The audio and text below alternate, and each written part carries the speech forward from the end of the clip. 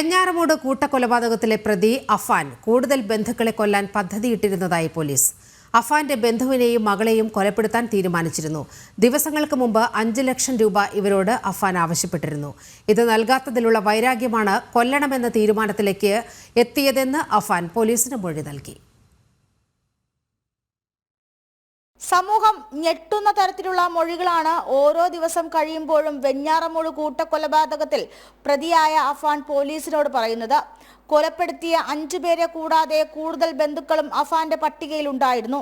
ബന്ധുവായ ഒരാളെയും അവരുടെ മകളെയും കൊല്ലാനായി അഫാൻ പദ്ധതിയിട്ടിരുന്നു. കൊലപാതകങ്ങൾ നടക്കുന്നതിന് ദിവസങ്ങൾക്ക് മുന്നേ ബന്ധുവിനോട് 5 ലക്ഷം രൂപ ആവശ്യപ്പെട്ടു.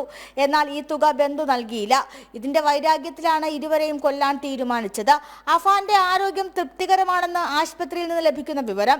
അങ്ങനെയെങ്കിൽ അഫാനെ ഉടനെ ജയിലിലേക്ക് മാറ്റും. തുടർന്ന് കസ്റ്റഡി അപേക്ഷ നൽകി കൂടുതൽ തെളിവെടുപ്പിലേക്കും പോലീസ് കടക്കും. അതേസമയം അഫാനും ഉമ്മ ഷെമിയും വാപ്പ അബ്ദുൾ റഹീമിന്റെ മൊഴികളിൽ വൈരുദ്ധ്യമുണ്ട്. അഫാൻ സാമ്പത്തിക പ്രതിസന്ധി കാരണമാണ് കൊലപാതകം നടത്തിയതെന്ന് പറയുമ്പോൾ വാപ്പ അത്തരത്തിൽ സാമ്പത്തിക പ്രതിസന്ധികൾ കുടുംബത്തിനില്ല എന്ന് ആവർത്തിച്ചു പറയുന്നു. കട്ടിലിൽ തലയടിച്ച് വീണാണ് തനിക്ക് ഗുരുതര പരിക്ക് പറ്റിയതെന്ന് ഷെമിയും ആവർത്തിക്കുന്നു. മൊഴികളിലെ വൈരുദ്ധ്യം കാരണം പോലീസിന് വ്യക്തമായ ഒരു നിഗമനത്തിലേക്ക് എത്താനും കഴിയുന്നില്ല. ജനം, തിരുവനന്തപുരം.